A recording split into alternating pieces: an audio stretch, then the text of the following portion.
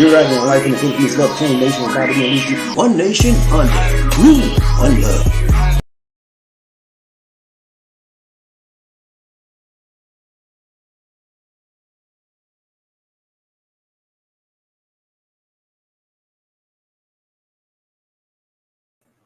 Hello, my friends. This is Bobby D coming to you live from Baltimore, Philippines. I'm having an awesome time in the Philippines today. I hope you are as well. Today, ladies and gentlemen, very quickly, this is going to be a historical lesson for you today. We'll talk about some history. When you know your history, it will not be a mystery. Okay? I'm with you. Are you with me, G? Let's go. Hey, I got some history for you today. Some of you may have not known this, and we're going to talk to you today about. Here's something I bet you didn't know in the Philippines. Here's something I bet you didn't know about in your Philippines. Yeah, what a joy. It's such a joy to be with you again, my friend. And I just want to say, those here for the first time, if you would please, click on that subscribe button and the bell notification icon so you can continue seeing fresh, new Philippine videos, motivational videos, and worldwide videos. Now, when you talk about the United States of America and you talk about history, many of us, in particular African Americans, have a watered down version of history. We don't know all of the real deal that went down because, be frank with you, sometimes it's not taught. And sometimes it's not. When it's not taught in the right way. The tight way, the long way, and the strong way. So today, I'm bringing some history. Some of you may know, some of you may not. I didn't know it. I actually didn't know it until about 3 months ago. I read it. We talked about it and we read about this. I rediscovered it about 3 months ago. I was in HBCU college, historically black college and university, HBCU, and I read it about it then. But I was reminded about it about 3 months ago. So I want to share this with you real quick. Some of you may know it, some of you may not. But if you got this melanin in your skin like me, I don't know about you, but I want the truth, the whole truth, and nothing but the truth. So help me, God. That's what I want, man. And you should want it too. People always hiding stuff from us. You know what I'm saying? And you know what they do, man? They told me a long time ago. This man he said, look here, son. I said, yes, sir. He said, you know what they told me? I said, what, sir? He said, if you ever want to hide something from a black man, put it in a book. What a horrifying indictment it is to the black community that we don't read. Many of us don't read. And as a result, when we don't read, how can you ever be a leader? A leader has to be a reader. A leader has to be a thinker, a mover, and shaker. If you don't read, you don't know what's going on. So read, man. History will reveal itself to you. But if you never read about it, how can you know about it? How can you grow about it? How can you show people about it? Read. I'm going to show you some stuff today. I'm going to give you some knowledge so you don't have to go to college. You with me? Let's go. Hey, here's something I bet you didn't know about. Let's go. Thumbnail for the day. The Huggies Focus just thumbnail for the day. Let's go, man. I ain't playing. We're going to run this real quick. I have a lot of people. We're going to run it. We'll get out of here. Let's go. Here we go. Okay, now, Bobby, I know you put that call down. Don't play with me. Okay, here we go. It's thumbnail for the day. Try that. Did you know about this? It's a black man right there. He hiding behind the flag. The American flag, and then there's a chain on that flag. You know what that's symbolic of, ladies and gentlemen? We serve a country that calls African Americans United States citizens, but we're still not treated fully like a full citizen, 100% citizenship. They're still trying to hold us back with a chain. Put a chain on our mind, a chain on our spirits. A chain on our body sometimes, a chain on our finances. You know what I'm saying? And as a result of how we were brought here in chains. And many of the people in this country of the United States of America don't want to let us release the shackles. They don't want to let us release the chains that bind us. So today, ladies and gentlemen, I'm going to show you how the United States of America pulls the wool over a lot of our eyes. And they think that we don't read, so we don't know the truth. Today, we're going to talk about some truth, some historical truth that the United States have shaped to make it look like it was so romantic and so historical and so great. And I'm going to show you about this man, okay? We're gonna talk about somebody. You ever heard of Francis Scott Key? When I get through with this, you're gonna know all about it. Okay? That's what we're gonna talk about today. Star-Spangled Banner. Well, it ain't so much banner and ain't so much story. When you know the real deal, how it came about, then you'll know what I'm talking about. Okay? Let's go. No hocus pocus, gas foul, folks for today. We're gonna talk about who was the Francis Scott Key. Hmm? Real quick, two quick points. Who was Francis Scott Key? Who was this man? You know? And then we're gonna talk about the real Star-Spangled. Did y'all know there was another banner? There was another poem. There was another song before this one, and they changed it. Did you know that? Mm-hmm. And well, I'm gonna show you some. I'm gonna tell you some other stuff you didn't know. So that's the whole purpose of this broadcast today. Here's something I bet you didn't know about. Yeah, you know why you didn't know about it? Because you didn't read, brother.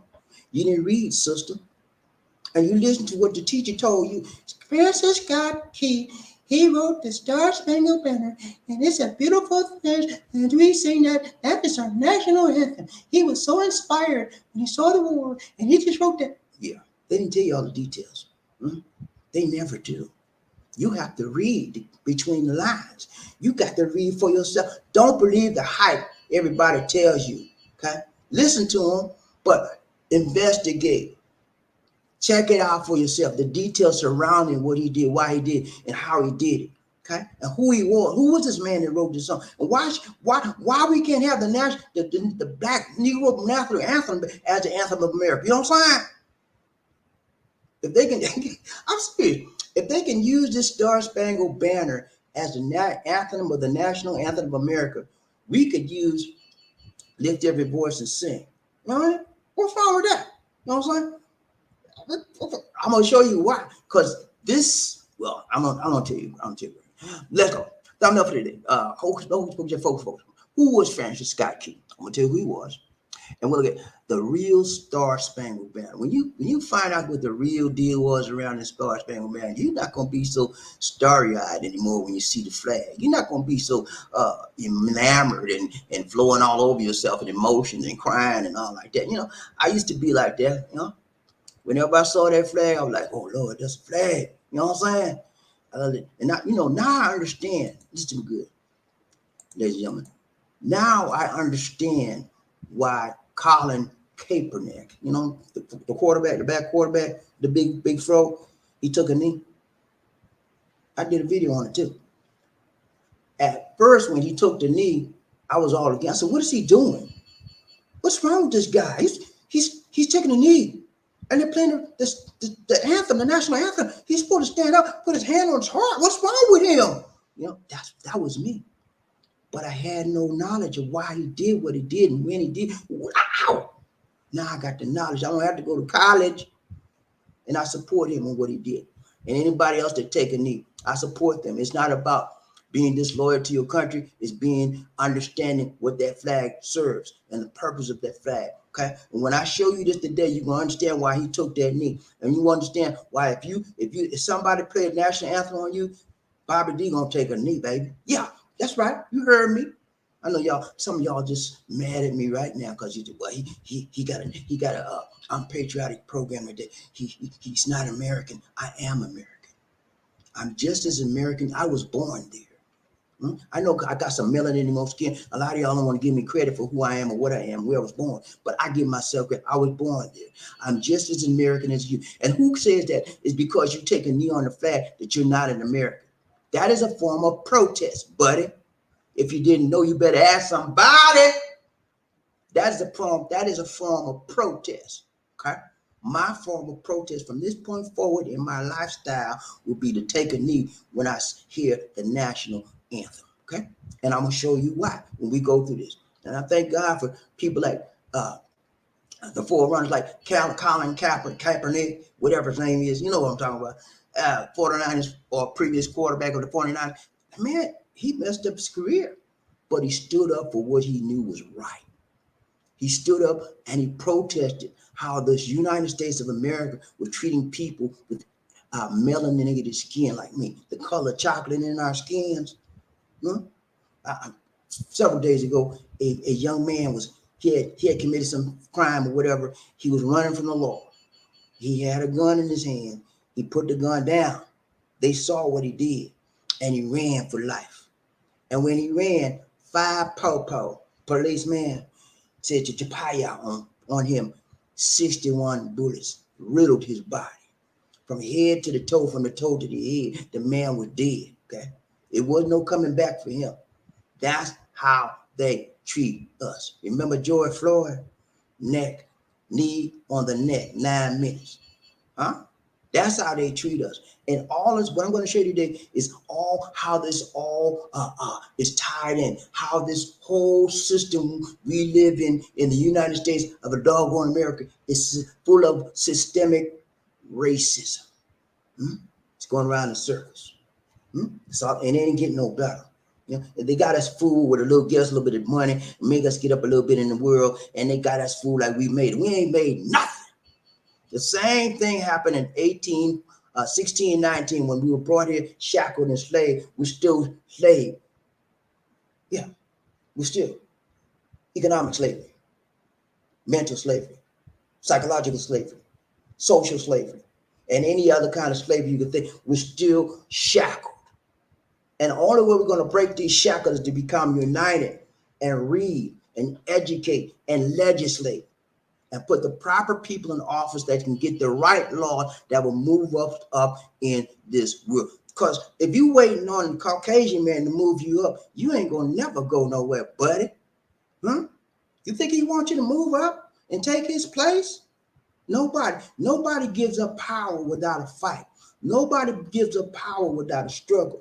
And we don't fight physically anymore. We fight through the legislature. So you need to get out there and vote. Okay, let's go. Number one. What's number one? Here we go. Number one, folks, who is Francis Scott Key?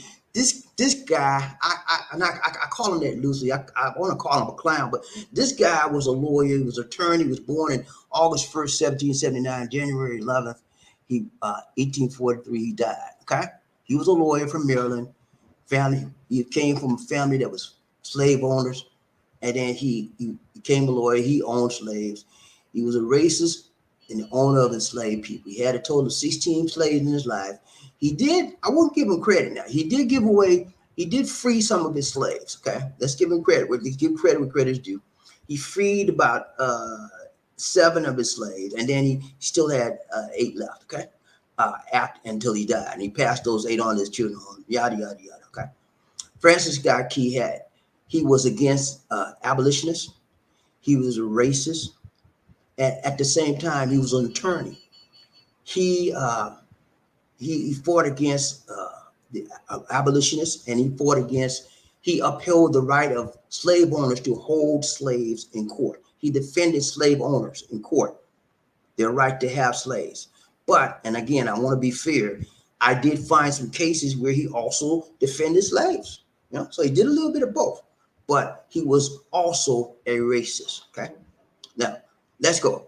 That's what I'll let you know about him. He was a man that and I'll tell you about the other part now. Let's go.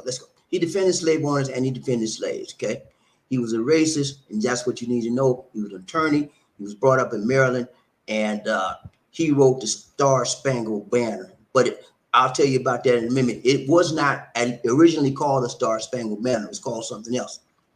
And then I'll tell you, it had, one verse we got now. Oh, see, and then just it. Now it had 3 verses, and it was racist. Most of the song was racist. Okay, and it took over 100 years for the United States to adopt that song as the anthem because it was so racist. And the song was so racist, ladies and gentlemen, they had to pull a whole lot of it out. Okay, so anyway, let's give me one second. I'm telling you about it. All right, let's go. Number 2. And then I'm going to show you part of the song. After I get point number 2, I'm going to show you part of the song. Let's go. Here we go. So here we go. Number 2. What is the Star-Spangled Banner? Y'all know what it is. If you're American, you know what it is. It's the anthem, okay? It was and this guy right here, Francis Scott Key, on the right. He wrote the song in 1814 during the War of 1812. He was in a fort called Fort McHenry in Maryland. He was on a ship. He was watching this war between the British and American ship. The British were bombarding the ship with mortars, and he was tearing them down, the fort rather. The British was bombarding the Fort McHenry with bombs. It was a 24-hour war.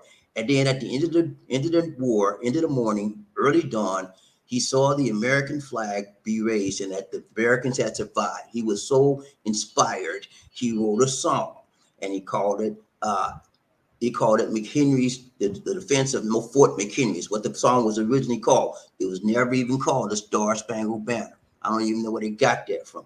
Okay, that's what he called it.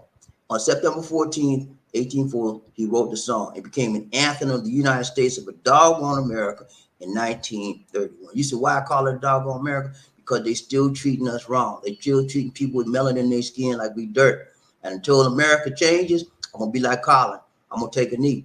And I'm going to call them United States of a dog because America has gone to the dogs as it pertains to treating black people like decent human beings. You know, I want to be free. I have to come to, you mean to tell me I got to come all the way to the Philippines to feel like I'm free? It's wrong, man. I got to come all the way out of my homeland in a foreign land to feel like I'm a real man, to feel like, and not to be called boy. You know what I'm saying? I don't like it. I don't like it. I don't like it. And until America does us right, does right by us, I'm going to call them the United States of a doggone America because America has gone to the dogs, okay? And until they treat us right, until they do right by us, that's what I'm going to call. And until they do right by us, I'm going to take a knee every time I hear that anthem. You can get mad at me all you want. I got it right. Let's go. Last one. We out, man. We out. Okay. So I want to show you the song that this person, Francis Scott Key, made. I'm going to show you a portion of it, and I'm going to read it to you verbatim. So you know he was a racist, and anytime you have a vehement or a hatred philosophy inside of you, it's going to come out. It may come out with your words in your mouth, verbally. It may come out on written paper. His came out on written paper. All the venom he had inside of him came out on written paper. And they liked the song so bad. You know, the people that were racist liked it so much, they wanted to make it the anthem as it was. But other people said, no, black people in here, we weren't citizens, but we were people in this country. Huh? They might not like that, might not like that, might not like that. So they took out the racist stuff. Let's go. Here we go. So let me beat this up so I can see real good. All right. So one aspect of the War of 1812 was the British forced Americans and the United States to fight for them. Okay. So they fought African Americans to fight for them. And they promised land and freedom to enslaved black people who escaped their enslavers and fought for the British. Okay, yeah, the British force gave us a choice: a black man, slaves. He said, "Yeah, hey y'all black people over there. I know you slavery and you don't want to get out of it. Fight with us. Pick up your weapon and follow me. And let's take down them slaveholders that's keeping you down." So a lot of us went over there. I would have too. You know, if I was eating rice and cornbread every day, and drink water, I would have too. Hey, over 4,000 enslaved men did so. Why is this important? Because the Star-Spangled Banner, originally called the Defense of Fort McHenry, has more than one verse. The second half, the third verse, ends like this: "No refuge could save the hireling and what? Slave." So in other words, this song was against the slave running away. Because remember, I told you he was against abolitionists. Abolitionists are people that want to free slaves. He said there will be no refuge, no way you can hide, no way you can run, slave. Nothing can save you. We're going to get you. That's what it's from the terror of flight or the gloom of the grave. We're going to get you and we're going to kill you. That's what he was saying. And the Star-Spangled Banner in triumph doth wave. Let the Star-Spangled Banner, the American flag, wave over the slaves that we killed and we find. Ain't no way you're going to run. Ain't no way you're going to hide. Or the land of the free and the whole of the brave. Ladies and gentlemen, I want to tell you that's wrong. That's wrong. That's wrong. That's why it took over 100 years for them to get this song as a banner anthem of the United States of a doggone America. It was wrong then. It's wrong now. It'll always be wrong. That's why they had to pull it out. But if you never know that, if you never take the time, shake the time, make the time to find out the real deal, other than you sitting out there being spoon-fed by people, mess. Don't feed me nothing. Give me the truth. Don't feed me no baby stuff. Give me the meat. Give me the steak. I want it all. And I don't want you to hold nothing back from me. Okay? That's why I read. That's why I find out. That's why I do examination to find out the truth. And I suggest you do the same. Don't be nobody's fool. Go to school. I'm going to take you to school today. All right, now, or the land of the free. Black people who escaped became members of the British colonial marines and was meant to scorn and threaten black people who took the British up on their offer. Key knew about the colonial marines, and it's even possible he saw the black men among the contingent of British ships. Okay, black men was on the British ships fighting the Americans because they was freed slaves, escaped slaves. They went to the British and they, we'll fight for you. We'll give us a freedom. Indeed, during the Battle of Bladensburg, Maryland, one of these biggest disgraces of American military history is a colonial marine made up of black men kicked the Americans in the butt and opened the road for freedom. Okay. And it burned down Washington, D.C. Yeah, black people was on both sides in the War of 1812. Okay, so they don't say nothing about that. You don't hear nothing about that part when they read all this stuff about Francis Scott Key. He wrote this beautiful song. And it ain't so beautiful when you know the original words. It ain't so beautiful when you know the man, how he was a slave holder. It ain't so beautiful when you know he sold slaves. It ain't so beautiful when you know he was about against abolitionists. He didn't want to free slaves. He thought black people were less than human. You know, it ain't so beautiful then, is it? Yeah, when I found that out, my idea of what he was all about changed. Okay, and it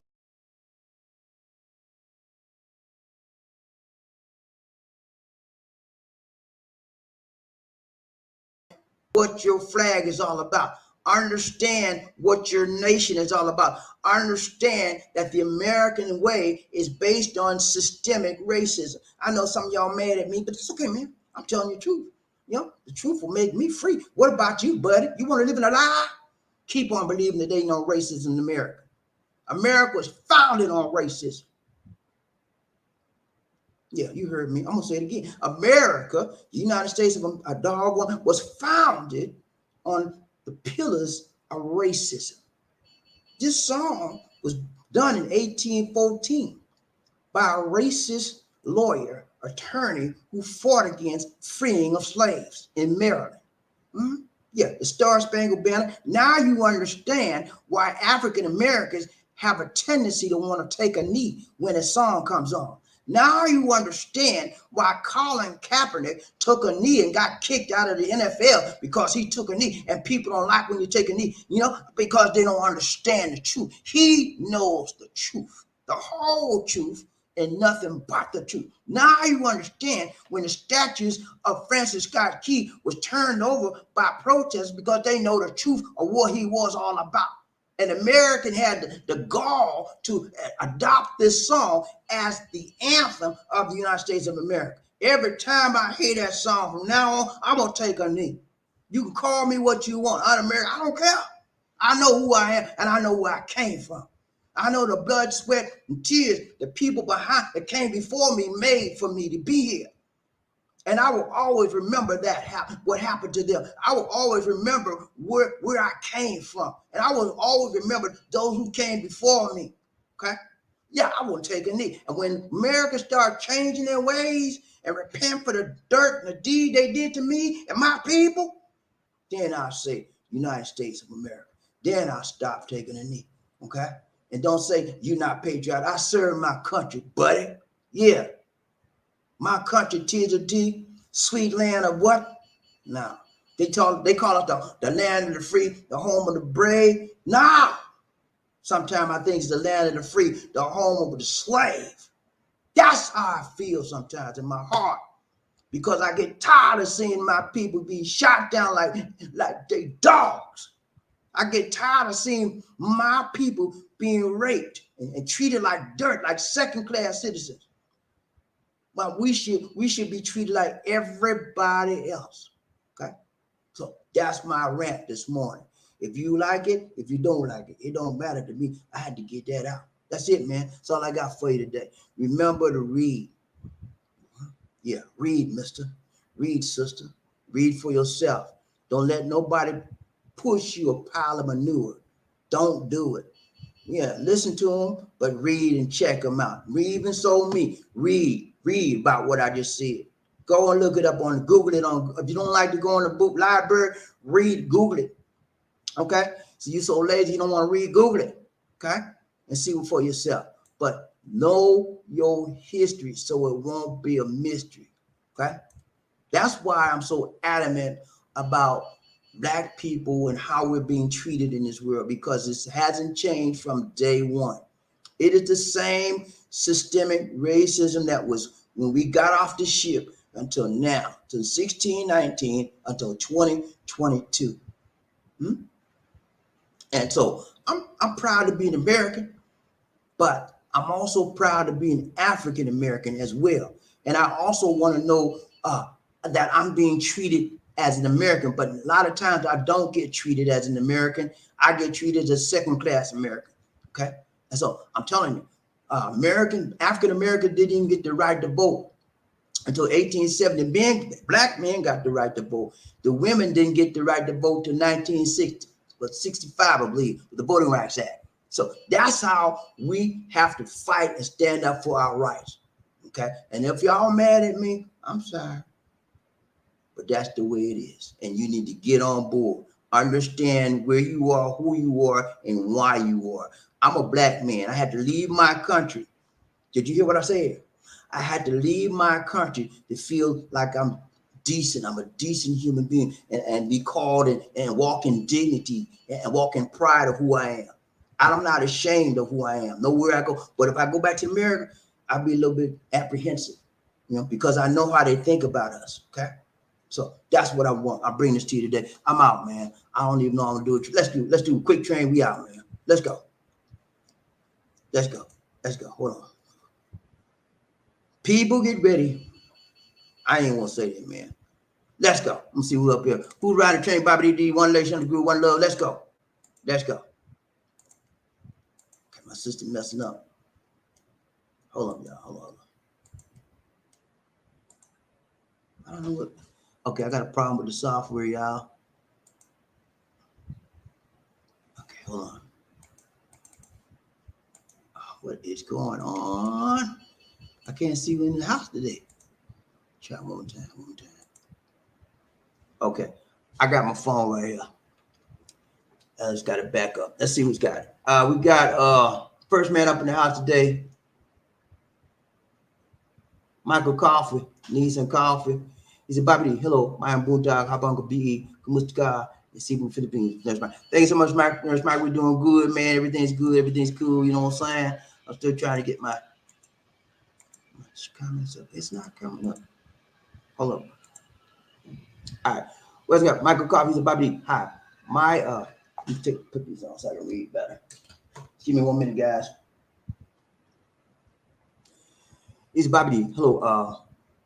My mom made me go to the library and study Martin Luther King, Malcolm X, Harry Tubman, etc. from Nurse Mike. Okay, good, awesome, man. I studied those too, but I only studied the version they gave me. I had to get detailed stuff to get it right. You know what I'm saying? Okay, hold on. My phone acted up too. Okay, Michael Coffee said, BobbieD. He said, hello, from some of these youngsters do not even know their black history. No, man, they don't know. They don't know.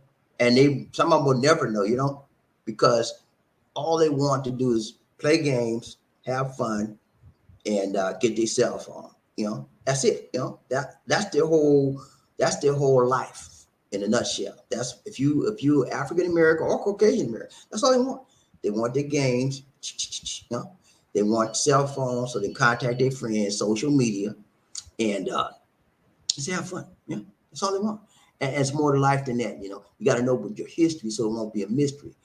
I always believe that I need to know where I came from, how I came from, how the people were before me, so I can have some reference, some frame of reference in which I can live my life in a respectable manner and be the best that I can be. Let's go. Ryan Chain, BobbieD, LisaD, Murphy. What's up, Murphy? You good, man? So good to see you in the house, Ryan Dave. Ryan Chain, BobbieD, LisaD, Goldfinger. Hold on, y'all. I'm trying to get this up. Okay, I got it. Thank you. Okay. I don't know. Okay. Okay. Whew. It finally came up. All right. Smooth Sound. What's up, Smooth? You good, man? He said, hey, what's up, man? Good to see you. Good to see you. Smooth Sound is a very blessed young man. He got all his rent paid up till November. and that's going to be a November to remember. Ain't that right, Smooth? Ain't nothing wrong with that, brother. Round train, who we got? Smooth sound. He said, hey, Bobby, you know the Campbell channel, I think it's the African American vet paralyzed on the right side of his body and living in the Philippines. The Campbell channel, okay. I didn't know that. Okay. The Campbell channel, I have to check that out. He's an African American veteran paralyzed on the right side of his body living in the Philippines. Okay. So does he have a Filipino he's living with, or is he by himself, or what? And where is he living in the Philippines? Those are the things I would need to know. Ryan Train, Bobby DC, One Nation, Under Group, One Love. Michael Coffee, Lisa. He said, Bobby, hello. God bless you people. All the love train riders today. Keep the faith, stay positive. Nurse Mike in your life. Thank you so much, Nurse Mike. We appreciate you keeping us focused and keeping us alert to being positive, because it's so easy to get negative, man. And when you get negative, it's hard to pull out of that, man. I'm serious. It's very hard to pull out of negativity once you get in that, because it negativity breeds negativity. Positivity breeds positivity. So stay on the positive side. You know what I'm saying? Ain't nothing wrong with that. That's it. We got okay, man. It's real. It's real. It's real. I had a very, very tough subject today. Very tough broadcast, and everybody was like, "What are you talking about? I won't be out." Yeah, read. That's all I got to say. Last thing I got to say, read, so that you will know from whence you came, and that you won't have nobody playing the okie doke with you. Callan Carpenter, a lot of y'all are right there out there right now was pissed off when Colin Kaepernick took a knee. I know. You know how I know? Because I wore it too. I wore it. I'm like, I didn't understand what I said, what? I thought he was being unpatriotic. I thought it was disrespectful, and a whole lot of other adjectives I can name. But when I read and further understood what he's doing, I had to repent because I was wrong. He was right. He was right as white. He did the right thing.